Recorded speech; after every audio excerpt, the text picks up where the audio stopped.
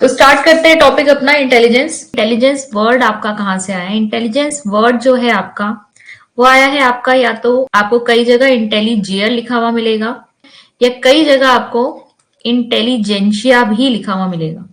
Intelligentsia या इंटेलिजियर। तो इंटेलिजियर या इंटेलिजेंशिया, इनमें से कोई भी वर्ड आपको देखने को मिल सकता है। इनका मतलब क्या है? टू अंडरस्टैंड, मतलब समझना। टू अंडरस्टैंड या फिर समझना। तो कुछ डेफिनेशन से पहले समझने की कोशिश करते हैं कि बुद्धि यानी इंटेलिजेंस जो है उसे हम किस तरीके से समझ सकते हैं। तो पहला है आपका बिने की आपकी एक डेफिनेशन है। बिने की डेफिनेशन के according intelligence is the ability of an individual to direct his behaviour towards a goal. Binet के अनुसार इंटेलिजेंस या बुद्धि हमारी एक क्षमता है जो हमें मदद करती है किसी भी एक इंडिविजुअल को अपने व्यवहार को एक निश्चित लक्ष्य की तरफ निर्देशित करने के लिए। ठीक है, हिंदी में भी है। तो बिने के अनुसार क्या है? बुद्धि व्यक्ति की वह क्षमता है जिससे वह अपने व्यवहार को एक निश्चित लक्ष्य की ओर निर्देशित करता है। कोई भी व्यक्ति जो है अपने लिए पहले एक लक्ष्य जो है वो निर्धारित करता है और फिर उसके सभी प्रयास, उसका सारा व्यवहार जो है वो इस लक्ष्य को प्राप्त करने में लग जाता है। जैसे कि इस समय आप लोगों का लक्ष्य क्या है? एलटी एग्जाम को क्रैक करना। तो अब आप क्या कर रहे होगे? आप अपने इंटेलिजेंस को यूज करके आपने वो पूरी रणनीति तैयार की होगी कि किस तरीके से मैं अपने इस लक्ष्य को प्राप्त कर सकता हूं। आपने पूरा अपना टाइम टेबल क्रिएट किया होगा, आपने अपनी पूरी सिलेबस को स्टडी किया होगा, किस तरीके से मैं कहां से कौन सा टॉपिक पढ़ने वाला हूं, कहां से मैं एमसीक्यूज ट्राई करने वाला हूं, किस तरह से मैं अपनी क्लासेस लेने वाला हूं। आपने सारी चीजों को क्या किया होगा? व्यवस्थित ढंग से वो सारे के सारे किस तरफ डायरेक्ट कर दिए होंगे? अपने इस लक्ष्य को प्राप्त करने की। ठीक है, तो ये विनय का कहना था कि कोई भी व्यक्ति जब अपने इंटेलिजेंस को यूज करता है तो वो क्या कर रहा है? वो अपने लिए एक गोल डिसाइड करता है और उस गोल की तरफ अपना समस्त व्यवहार करता है। ऐसे ही बकिंगम की एक डेफिनेशन है कि intelligence is the learning ability, सीखने की क्षमता है। तो बकिंगम के अनुसार इंटेलिजेंस क्या है? सीखने की क्षमता है। जो व्यक्ति जितना ज्यादा इंटेलिजेंट होगा उसके अंदर सीखने की जो क्षमता है, जो एबिलिटी है, वो उतनी ही अधिक होगी। ऐसे ही अगर विलियम जेम्स की अगर हम परिभाषा देखें तो it is the ability to adjust oneself successfully to a relatively new situation. ये व्यक्ति की वह क्षमता है जिसके हिसाब से वह अपने आसपास की एनवायरमेंट के साथ तुलनात्मक रूप से परिस्थिति के साथ एडजस्ट कर लेता है। ठीक है, जो व्यक्ति जितना इंटेलिजेंट होगा वो अपने आसपास की सिचुएशन को ना उतनी जल्दी भाप जाएगा, उतनी जल्दी समझ जाएगा और उसी के अकॉर्डिंग जो है वो एडजस्ट कर लेगा। ठीक है, जैसे अगर हम किसी नए ऑफिस में जाते हैं, हम कोई नई जॉब ज्वाइन करते हैं तो हम वहां के मैनरिज्म को समझने की कोशिश करते हैं। और जो व्यक्ति जितना इंटेलिजेंट होगा वो भाई बॉस के साथ कैसा व्यवहार रखना है, अपने कलीग्स के साथ कैसा व्यवहार रखना है, अपने जूनियर्स के साथ, अपने सीनियर्स के साथ हमें किस तरीके का व्यवहार रखना है, वो उतना ही आसानी से फटाफट समझ जाएगा। हर व्यक्ति को समझ में आ जाता है कौन काम कर रहा है, कौन काम नहीं कर रहा है, किससे मुझे बना के रखनी है, किससे मुझे बच के रहना है। वो उतनी ही आसानी से वो जो है अपने इंटेलिजेंस का प्रयोग करके उसके साथ एडजस्ट कर लेता है। ठीक है, ऐसे ही टर्मन की जो है आपकी एक डेफिनेशन है कि an individual is intelligent in proportion as he is able to carry on abstract thinking. तो टर्मन ने इसे किस तरीके से परिभाषित किया है कि टर्मन का कहना है कि एक इंडिविजुअल उतना ही इंटेलिजेंट, उतना ही बुद्धिमान कहलाएगा जितनी उसकी क्षमता होती है अमूर्त चिंतन करने की। ठीक है, एक इंटेलिजेंट पर्सन जो है बहुत ही इजीली अमूर्त रूप से चिंतन कर लेता है, अमूर्त रूप से चीजों को समझ लेता है। जबकि अगर कोई इंटेलिजेंट उतना नहीं होगा व्यक्ति तो हमें उसे हर चीज ठोस रूप से बहुत ही क्लियर एग्जाम्पल्स और उदाहरण देकर समझानी पड़ती है। ठीक है, अगर कोई बहुत ज्यादा अमूर्त रूप से सोच सकता है तो वो क्या होगा? वह व्यक्ति उतना ही इंटेलिजेंट कहलाएगा।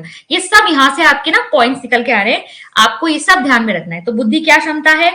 अपने व्यवहार को लक्ष्य की ओर निर्देशित करने की क्षमता है, सीखने की क्षमता है। ठीक है, ये सारे आपके इसके अलग अलग जो आपकी डेफिनेशन है इनके अकॉर्डिंग आपकी वो निकल के आ रहे हैं पॉइंट्स कि बुद्धि को हम कैसे कैसे देख सकते हैं। अपेक्षाकृत नई परिस्थिति में सफलतापूर्वक समायोजित करने की क्षमता है, अमूर्त चिंतन करने की क्षमता है। चौथा पॉइंट आपका निकल के आया। वेस्टर की एक डेफिनेशन है कि इंटेलिजेंस इज द एग्रीगेट और the global capacity of the individual to act purposefully, think rationally and to deal effectively with the environment. तो इन्होंने थोड़ा विस्तृत रूप से जो है बुद्धि के बारे में बताया है कि बुद्धि हमारी ऐसी संपूर्ण क्षमता है, वो पूरी ग्लोबल कैपेसिटी, पूर्ण रूप से अगर आप उसकी क्षमता देखें तो क्या है कि जहां व्यक्ति पर्पसफुली, उद्देश्यपूर्ण रूप से जो है कार्य कर सकता है, तर्कपूर्ण रूप से सोच सकता है और अपने आसपास के एनवायरनमेंट के साथ बहुत ही प्रभावशाली ढंग से जो है डील कर सकता है। तो ये क्या है, ये आपके वेस्टर के अकॉर्डिंग डेफिनेशन है। थॉर्नडाइक की डेफिनेशन है, intelligence may be defined in general as the power of good responses from the point of view of truth और फैक्ट। जब तथ्यों और सच के आधार पे हम एक अच्छी अनुक्रिया दे पाते हैं तो उसी को हम क्या कहेंगे, इंटेलिजेंट व्यक्ति कहेंगे। ये थॉर्नडाइक का कहना है, उत्तम क्रिया करने तथा नई परिस्थितियों में के साथ समायोजन करने की योग्यता बुद्धि। अब अगर हम एरियाज ऑफ इंटेलिजेंस की बात करें, यानी बुद्धि के क्षेत्रों की बात करें, तो यहाँ पर दो तरीके से हम इसको देख सकते हैं। पहला तो आपके बुद्धि के क्षेत्र जो थर्स्टन ने बताए, थर्स्टन के अनुसार इन्होंने 3 तरह के बुद्धि के क्षेत्र बताए हैं। पहला बताया है एब्स्ट्रैक्ट इंटेलिजेंस, जिसे हम कहते हैं अमूर्त बुद्धि, ठीक है। थर्स्टन के अकॉर्डिंग क्या है, अमूर्त बुद्धि। दूसरा इन्होंने बताई मैकेनिकल इंटेलिजेंस, जिसे हम कहते हैं यांत्रिक बुद्धि। और तीसरा इन्होंने बताया है सोशल इंटेलिजेंस, यानी सामाजिक बुद्धि। तो किसके अनुसार है ये, थर्स्टन के अनुसार। 3 तरह की क्या बताई है उन्होंने, अमूर्त बुद्धि, यांत्रिक बुद्धि और सामाजिक बुद्धि। अमूर्त बुद्धि का मतलब क्या है, एब्स्ट्रैक्ट थिंकिंग, जब हम अपने दिमाग में खाली अपने प्रतीकों, विचारों के रूप में जो है चीजों को समझ सकते हैं, तो वो क्या हो गई, अमूर्त बुद्धि हो गई। जब हम किसी चीज को एब्स्ट्रैक्टली सोच पाएंगे। मैकेनिकल इंटेलिजेंस हो गई यांत्रिक बुद्धि, ये हो गई आपकी प्रैक्टिकली, हम जब किसी मशीन से डील कर रहे होते हैं, चीजों से डील कर रहे होते हैं, बेसिकली प्रैक्टिकल टाइप की जो हुई, जब हम किसी काम को कर रहे होते हैं, जहां हमारे स्किल्स दिख रहे होते हैं, तो वो क्या हो गई आपकी मैकेनिकल इंटेलिजेंस या यांत्रिक बुद्धि। और तीसरा सोशल इंटेलिजेंस, नाम से ही समझ में आ रहा है, जब हम लोगों के साथ डील कर रहे होते हैं, तो किस व्यक्ति के साथ किस समय पे कैसे बात करनी है, ये जो एक इंटेलिजेंस किसी के अंदर होती है, तो वो कहलाती है सामाजिक बुद्धि। तो ये है आपके थर्स्टन के अकॉर्डिंग। थॉर्नडाइक के अकॉर्डिंग क्या है, थॉर्नडाइक के अकॉर्डिंग सामाजिक बुद्धि, अमूर्त बुद्धि, मूर्त बुद्धि। तो 3 आप देखिए ना, ध्यान रखेंगे, ठीक है। थर्स्टन के अकॉर्डिंग 3 अलग है आपके, और थॉर्नडाइक के अकॉर्डिंग क्या है, इन्होंने एक तो सामाजिक बुद्धि ही बताया, दूसरा अमूर्त बुद्धि बताया, तीसरा यांत्रिक बुद्धि की जगह इन्होंने क्या लिखा है, इसे मूर्त बुद्धि लिखा है। मतलब सब वही निकल के आ रहा है, सोशल ही रहेगा, एब्स्ट्रैक्ट वही रहेगा आपका यहाँ, लेकिन इन्होंने मैकेनिकल इंटेलिजेंस की जगह क्या वर्ड यूज किया है यहाँ पर, इन्होंने इसे मूर्त बुद्धि का, ठीक है। मतलब वही निकल के आ रहा है, जब आप चीजों से, मशीनों के साथ डील कर रहे हैं, ठोस रूप से अगर आप कोई क्रिया या कौशल का इस्तेमाल कर रहे हैं, तो वो मैकेनिकल या मूर्त बुद्धि कहलाई। ऐसे ही अब अगर हम फंक्शंस ऑफ इंटेलिजेंस देखें, वैसे काफी सारी चीजें हमें परिभाषा से ही क्लियर हो गई हैं, पर फिर भी एक बार हम पॉइंट वाइज देख लेते हैं। तो पहला आपका क्या है, बुद्धि व्यक्ति के व्यवहार को लक्ष्य की ओर निर्देशित करती है। फिर यह किसी को नई स्थिति में समायोजित करने में मदद करती है। तीसरा पॉइंट है आपका कि यह एक व्यक्ति को भौतिक और सामाजिक वातावरण को अपनाने में मदद करती है। एडजस्टमेंट से ही रिलेटेड हो गया आपका, जो आसपास का आपका फिजिकल एनवायरनमेंट है, जो आपका सोशल एनवायरनमेंट है, जब आप उसके अंदर आसानी से जो है डील कर पाते हैं, तो इसके मतलब आप एडजस्ट कर पाते हैं, तो ये आपकी एक बुद्धिमान व्यक्ति की पहचान है। फिर चौथा है आपका, यह नई चीजें सीखने और नई समस्याओं को हल करने में मदद करती है। जो व्यक्ति जितना इंटेलिजेंट होगा, उसके सामने जब भी कोई नई प्रॉब्लम आती है, कोई नया चैलेंज आता है, तो वो उसके साथ बहुत ही इजीली डील कर पाता है। फिर है पांचवा आपका, यह व्यक्ति को तर्क संगत रूप में सोचने और उद्देश्यपूर्ण कार्य करने के लिए निर्देशित करती है। यानी अगर व्यक्ति इंटेलिजेंट है, तो किस चीज के पीछे क्या रैशनल या क्या तर्क निकल के आ रहा है, वो उसको ढंग से सोच पाएगा, आइडेंटिफाई कर पाएगा, और साथ ही साथ उस डायरेक्शन में जहां उसका पर्पस फुलफिल हो रहा होगा, उस उद्देश्य को पूर्ण करने के लिए तर्कपूर्ण रूप से सोचकर सही दिशा में कार्य भी कर पाएगा। ठीक है, ये आपके फंक्शंस है बुद्धि के। अब देखिए फैक्टर्स कौन से हैं जो बुद्धि को अफेक्ट करते हैं, यानी किसी व्यक्ति के अंदर जो इंटेलिजेंस है वो किन किन कारकों से प्रभावित होती है। तो सबसे पहला तो आपका हर जगह यही निकल के आता है, जो हम सीडीपी में हर जगह पढ़ते हैं, वो है आपका हेरिडिटी एंड एनवायरमेंट, अनुवांशिकता और पर्यावरण। ये दो ऐसे कारक हैं जो आपको हर जगह मिलेंगे ही मिलेंगे, जो आपको प्रभावित करते हैं। तो अनुवांशिकता और वातावरण दोनों ही बुद्धि को प्रभावित करते हैं। कुछ आपके जन्मजात आपके अंदर इंटेलिजेंस होती है, हम बच्चों में भी देख लेते हैं ना, कोई बच्चा खेल खेल में, खिलौनों में भी जब इस तरह से डील कर रहा होता है कि हमें समझ में आ जाता है ये बच्चा तो बड़ा इंटेलिजेंट निकलेगा। ठीक है, तो इंटेलिजेंस जो है, कुछ कैपेबिलिटीज जो है बच्चे के अंदर हेरिडिटरी होती हैं, लेकिन एनवायरमेंट उसको मौके देता है अपने उस इंटेलिजेंस को और ज्यादा शार्प करने के लिए, और ज्यादा पॉलिश करने के लिए। ठीक है, अगर मतलब आपके पास मान लीजिए हेरिडिटरी तो आपके पास है इंटेलिजेंस, अनुवांशिकता से आपको मिली है, लेकिन अगर आपको एनवायरमेंट या पर्यावरण में मौके नहीं दिए जाएंगे, आपको ऐसी सिचुएशंस नहीं दी जाएंगी जहां पर आपको आसानी से अपनी इंटेलिजेंस या बुद्धि का प्रयोग करने का मौका मिले, तो आप उसका असली तरीके से यूज नहीं कर पाएंगे या उसको और उतना शार्प नहीं कर पाएंगे। ठीक है, तो तेज दिमाग होना और फिर उसका इस्तेमाल करके आप उसे और ज्यादा क्या कर सकते हैं, प्रभावशाली बना सकते हैं। तो हेरिडिटी और एनवायरमेंट दोनों ही इसको प्रभावित करेंगे। फिर एज की अगर हम बात करें तो देखिए आयु के अकॉर्डिंग मैं आपको बताऊं कि आईक्यू, आईक्यू क्या होता है आपका, इंटेलिजेंस कोशेंट। ठीक है, इंटेलिजेंस कोशेंट, इंटेलिजेंस कोशेंट आपकी बुद्धि की माप है।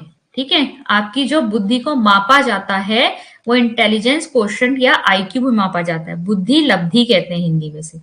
ठीक है, बुद्धि लब्धि। तो बुद्धि जो है, ये आईक्यू जो है, ये माना जाता है कि 20 वर्ष की आयु तक तो बढ़ता है। ठीक है, आईक्यू लगातार 20 वर्ष की आयु तक इंक्रीज होता है, इसके बाद काफी समय तक जो है स्टेबल रहेगा, स्थिर रहेगा, और फिर एक एज के बाद ये आपका डिक्रीज होने भी शुरू हो जाता है। जैसे आपने ओल्ड लोगों के अंदर देखा होगा कि कई ओल्ड लोग जो होते हैं ना, उनका आईक्यू थोड़ा डिक्रीज होता है, उनको चीजें थोड़ा काफी डिटेल में समझानी पड़ती है, उन्हें आसानी से चीजें समझ में नहीं आती।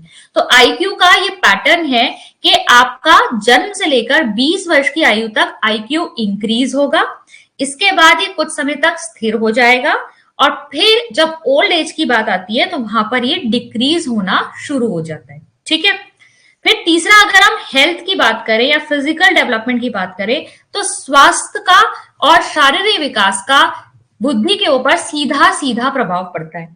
हम कहते हैं ना कि healthy mind lives in a healthy body, एक स्वस्थ शरीर में ही स्वस्थ मस्तिष्क जो है वो निवास करेगा। तो अगर व्यक्ति शरीर से स्वस्थ नहीं होगा तो उसका जो इंटेलिजेंस या बुद्धि है वो भी उतनी अच्छी नहीं आएगी, क्योंकि आपके जितने भी ग्रोथ के अलग अलग डोमेन्स हैं, आपके अलग अलग जो physical, mental development, intellectual development, ये सारी जितने भी हैं वो सब एक दूसरे से इंटर रिलेटेड है। अगर किसी एक में जो है अगर आपका कम रह जाएगा डेवलपमेंट, तो उसका असर बाकी सब पे भी पड़ेगा। तो फिजिकल डेवलपमेंट प्रॉपर अगर नहीं होगा, अगर बच्चे की हेल्थ अच्छी नहीं है, शारीरिक रूप से वो स्वस्थ नहीं है, तो ना क्लास में ध्यान लगाएगा, ना उसका और चीजों में ध्यान लगेगा, उसका मानसिक विकास कैसे होगा। स्वास्थ्य और जो शारीरिक विकास है उसका सीधा सीधा प्रभाव पड़ता है आपके बौद्धिक विकास पर।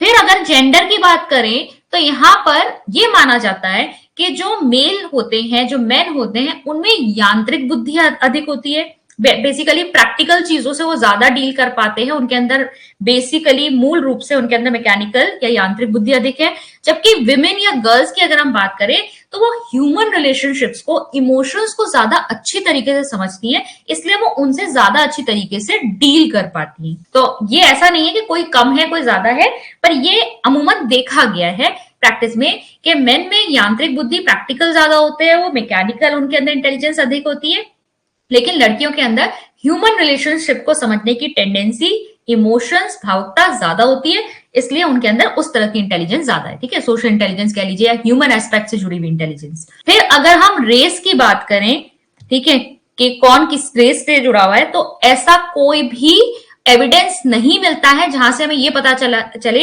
कि किसी पर्टिकुलर जाति या विशेष के जो लोग होते हैं उनमें ज्यादा इंटेलिजेंस होती है या किसी में कम होती है। इसका कोई भी प्रभाव इसमें नहीं है, कोई भी रिलेशनशिप इसमें नहीं है। हमको इंटेलिजेंट लोग हर रेस में मिल सकते हैं। ठीक है, फिर है कल्चर, संस्कृति का अगर हम देखें तो देखिए संस्कृति का प्रभाव पड़ता है। क्यों पड़ता है? संस्कृति कैसे प्रभाव डाल रही है? संस्कृति आपके एनवायरमेंट को चेंज कर देती है। बेसिकली लोग जिस कल्चर में रहते हैं उसका एनवायरमेंट उनके लिए उसी तरीके की अपॉर्चुनिटीज प्रेजेंट करता है, और जिस तरह के अवसर व्यक्ति को मिलेंगे उसी से उसकी इंटेलिजेंस उस क्षेत्र में ज्यादा डेवलप होगी। ठीक है, तो जैसे ट्राइबल एरियाज में देख लीजिए तो उन लोगों को जंगलों वगैरह में रहने की आदत होती है, तो उनके अंदर वहां की इंटेलिजेंस बहुत ज्यादा है, वहां के एरिया को समझने की इंटेलिजेंस ज्यादा होगी। कोई अगर अर्बन एरिया में रहता होगा तो उसके अंदर अलग तरह की इंटेलिजेंस होगी। तो कल्चर या संस्कृति, कहाँ से आप निकल के आ रहे हो, वहां का एनवायरमेंट जो है वो चेंज हो जाता है। जैसी आपके पास अपॉर्चुनिटी कल्चर प्रेजेंट करेगा, उस तरह की इंटेलिजेंस आपके अंदर ज्यादा डेवलप होगी। ठीक है।